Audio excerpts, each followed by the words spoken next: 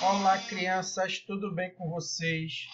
Vamos lá, né, continuar com o assunto da gente. Então, hoje a gente vai ver o quê? A crise do antigo regime com a independência dos Estados Unidos, que vai ser o primeiro grande evento de inspiração iluminista que vai acontecer. Então, como é que a gente define isso aí, né? Há quem chama, inclusive, de Revolução Americana. Lá nos Estados Unidos eles chamam de Revolução Americana. Então, foi um movimento inspirado nos princípios iluministas que determinou o fim do domínio da Inglaterra sobre as chamadas 13 colônias americanas. Né? Eram várias colônias, no caso 13, tinham as colônias que hoje fazem o Canadá. Né? Quando isso acontece? O ano é 1776. Então, se dá antes da Revolução Francesa, tá bom? Quais são os antecedentes, as causas, o que leva a isso? Primeiro, os Estados Unidos teve, até o século XVIII, uma relativa autonomia em relação à Inglaterra. Lembrando a vocês que autonomia é aquela liberdade concedida. Então, a Inglaterra permitia aos colonos dos Estados Unidos, das 13 colônias, um grau de autonomia muito alto. Eles tinham, inclusive, governos próprios, universidades. O governo inglês, né, britânico, ele não interferia tanto assim nessas colônias, porque não tinha tanto interesse nelas. A gente vai ter os dois modelos clássicos, né, de colonização, o norte e o sul, onde o norte vai ser de povoamento, baseado em manufaturas e trabalho livre, enquanto que no sul a gente vai ser uma colônia de exploração, com latifúndios, agroexportador e escravismo, bem no modelo do Brasil, certo? Então, a gente vai ter essa diferenciação entre o norte e o sul dos Estados Unidos, que é o que vai levar, por exemplo, à Guerra Civil Americana, à Guerra de Secessão, mais ou menos 100 anos depois da independência. Aí aqui a gente tem as 13 colônias originais, né? New Hampshire, Massachusetts, Rhode Island, Connecticut, Nova Jersey, Delaware, Maryland, as Carolinas, né? A Geórgia. Então, ao norte, aqui a gente tem o Quebec, que já é um território canadense. E a expansão territorial desse pessoal aqui das 13 colônias em direção ao interior, que é o que a gente chama de a marcha para o oeste, que a gente vai ver depois. Então vamos lá. O que é que a gente tem bem no comecinho da Guerra de Independência dos Estados Unidos, dessa Revolução Americana? A gente tem a Guerra dos 7 Anos. Mais uma vez, foi uma guerra entre Estados Unidos e França, né? Até a Primeira Guerra Mundial eles eram arquirrivais, era Lula e Bolsonaro, sabe? A gente se odeia. Eventualmente acabaram se unindo. Não que eu esteja dizendo que isso vai acontecer, mas também não estou dizendo que não vai, tá? E a gente vai ter o quê? Colônias americanas do norte contra os colônios franceses lá do Canadá. O que é que vai levar a essa guerra? O controle do comércio de peles e da pesca, né, naquela região. Vai terminar com a vitória da Inglaterra, que vai anexar parte do Canadá e as Antilhas. Isso vai resultar em quê? Aumento de impostos. Na Inglaterra? Não. Quem vai ter aumento de impostos são os colonos das 13 colônias, para bancar os custos que a Inglaterra teve com essa guerra. Isso vai começar a levar a uma série de satisfações, porque esses colonos não tinham direito de voto no parlamento inglês, e era o parlamento inglês que definia o aumento dos impostos. Então, tipo, ficava com aquela sensação de roubo mesmo. Sabe aquela história de imposto é roubo? Não deixa de ser, mas deixa isso para lá, né?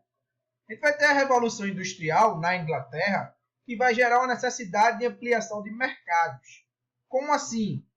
Com a Revolução Industrial, a Inglaterra aumentou a sua capacidade de produção. E ela vai precisar de mais gente para comprar os seus produtos. Nada mais natural do que querer vender para as suas colônias. Só que essas colônias não tinham autonomia, porque elas tiveram autonomia, elas tinham suas próprias indústrias. Então ela competia com a Inglaterra. E isso deixava a Inglaterra numa situação bem desagradável. E aí a Inglaterra vai passar a buscar formas de aumentar o seu controle sobre essas colônias, diminuindo a autonomia das colônias. Qual é o grande problema? Quando você dá asa a uma pessoa, né, indo bem para o popular, é difícil tirar. É aquela coisa, dê dinheiro, mas não dê liberdade. A Inglaterra deu liberdade. Uma vez conquistada aquela liberdade, você vai resistir a qualquer tentativa de retirar essa liberdade de você. Então a gente vai ter o quê? Restrições mercantilistas aos colonos americanos. Imposição do Pacto Colonial. O Pacto Colonial é aquele modelo aplicado no Brasil, onde a colônia só pode comprar e vender da metrópole. E aí a metrópole que faz o quê? Vende tudo que ela produz por um preço bem caro e compra da colônia tudo que ela produz por um preço bem barato, aumentando o seu lucro. Isso quer dizer que a Inglaterra vai passar a ter um domínio muito maior sobre as colônias, restringindo essa liberdade. E isso vai gerar uma série de satisfações. Como é que a Inglaterra vai fazer isso? Vai baixando leis, lei do açúcar, para taxar, lei do selo, para taxar, o ato de Townshend, taxação de vidro, papel, chá, etc, etc, etc. Protestos que vão levar ao massacre de Boston. A gente vai para o controle de manufaturas, o monopólio do comércio. Só pode comprar da Inglaterra. Aí vem a lei do chá, né? Que os colônios só vão poder comprar chá da própria Inglaterra. E esse chá inglês é extremamente mais caro do que o chá que vem de outros mercados. Isso vai gerar uma revolta muito grande. E aí vai ter uma intervenção inglesa lá no porto de Boston. Vai ter os atos de Quebec, basicamente vai transferir territórios dessas 13 colônias para Quebec, que era uma província não, uma colônia mais tranquila, que não estava questionando muito a Inglaterra. E aí a gente vai ter uma revolta por representatividade. Como assim? Os colonos vão querer ter o direito de eleger representantes lá no parlamento inglês. Eles querem ser representados, querem ter os seus representantes. E vai entrar nas colônias as ideias iluministas, elas vão se difundir, elas vão se espalhar. Quais são essas liberdades? Essas ideias, né? Liberdade econômica. Então o Estado não vai interferir na economia. Se o Estado não vai interferir na economia, o Estado não pode me obrigar a comprar só da Inglaterra. O Estado não pode me obrigar a pagar impostos sobre o comércio para me obrigar a comprar um determinado produto de determinada empresa. A gente vai ter liberdade política, então eu sou livre para decidir o meu governo, igualdade jurídica, todos são iguais perante a lei. Essas ideias vão chegar e vão se espalhar em um ambiente já de inconformismo, em um ambiente já de sentimento de revolta com o governo inglês. E aí o que é que acontece? Vêm as leis intoleráveis, que vão ser leis que vão obrigar, por exemplo, os colonos a bancarem soldados ingleses na sua propriedade, alimentando esses soldados, tudo do seu dinheiro. Vai ser uma lei que vai dizer que um cidadão inglês que cometa um crime na colônia só pode ser julgado na Inglaterra. Então tira dos colonos o direito de julgar uma pessoa. Então um assassino, um estuprador só vai ser julgado na Inglaterra. Isso vai ser intolerável para esses colonos.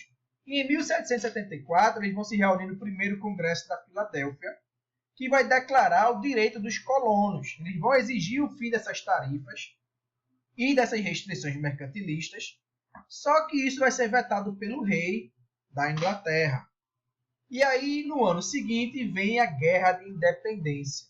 Vai ser uma guerra bem pesada, vai ter muitas baixas, muitas mortes. Em 1876, vem o segundo Congresso da Filadélfia, com a Declaração de Independência lá por Thomas Jefferson, né? Com influência explícita do Iluminismo. Basta vocês verem a declaração, só jogar no Google lá. Declaração de Independência dos Estados Unidos. Vocês leem todo o texto e podem perceber as relações dele com o Iluminismo. A França, que tinha perdido a Guerra dos 7 Anos lá para a Inglaterra, vai apoiar os colonos. A Holanda, que era já rival da Inglaterra desde os anos 1600, vai apoiar os colonos. E a Espanha, que tentou até invadir a Inglaterra, vai apoiar os colonos. Nessa situação de apoio de várias potências europeias aos revoltosos, né, aos revolucionários, lembre que toda revolução passa por uma revolta, por um golpe de Estado. Não tem revolução sem golpe de Estado. É uma forma de tomada violenta do poder. Os revoltosos, né, vão ser vitoriosos e aí vai ser assinado o Tratado de Paris, em que a Inglaterra vai reconhecer a independência dessas 13 colônias. Uma vez independente essas 13 colônias, lembrem, quem se tornaram independentes foram as 13 colônias, não foi os Estados Unidos. Não existia Estados Unidos. Existiam 13 colônias independentes. Cada uma era um país. E aí a gente vai para a questão da formação desse país. Como é que formou-se os Estados Unidos da América, como a gente conhece? A gente vai ter a Constituição, e aí nessa Constituição vai ter um amplo debate sobre se mantém-se esses países, essas colônias como países independentes, se junta tudo e forma um país só, se junta todas em um país só, como vai ser esse país, e aí se vai decidir por a formação de uma república federativa. Então a gente vai ter um país, os Estados Unidos da América, dividido em 13 territórios, 13 estados. Cada estado desse vai ter um grau de autonomia diante do governo central, o governo dos Estados Unidos, muito alto, que é algo inverso do que aconteceu no Brasil. Porque no Brasil, a república foi imposta aos estados. Nos Estados Unidos, os estados impuseram ao governo federal os seus limites. E a gente vai ter a divisão dos poderes do Estado, né? Executivo, legislativo e o judiciário. Direito à liberdade. Os americanos valorizam muito esse direito à liberdade. O princípio da igualdade jurídica, né, vai ser colocado, é o princípio da isonomia. Então, todos são iguais perante a lei. Direito à propriedade e à prosperidade. O voto vai ser censitário, então só vota quem tem dinheiro. Quem não tem, não vota. Índios, negros e mulheres não têm direitos constitucionais. Posteriormente, os índios e os negros vão conseguir, e as mulheres depois com o direito de voto, por exemplo. E aí qual é a importância, a relevância da independência dos Estados Unidos para nós que vivemos aqui no Brasil? Primeiro, foi antes da nossa independência. Então, se eles conseguiram, os países, as colônias, os territórios espanhóis e portugueses na América Latina olharam para lá e pensaram, se eles podem, a gente também pode. Quais são as ideias deles? Essas ideias fazem sentido para a gente. Então vamos incorporar a gente essas ideias. Então a gente vai ter o iluminismo inspirando, em grande parte, as guerras de independência da América Espanhola e da América Portuguesa, que no caso é o Brasil. Bom, isso é tudo que a gente tem por hoje. Qualquer dúvida, coloquem aí nos comentários que a gente faz até um vídeo só para responder as dúvidas de vocês, tá bom? Beijo, crianças. Até a próxima.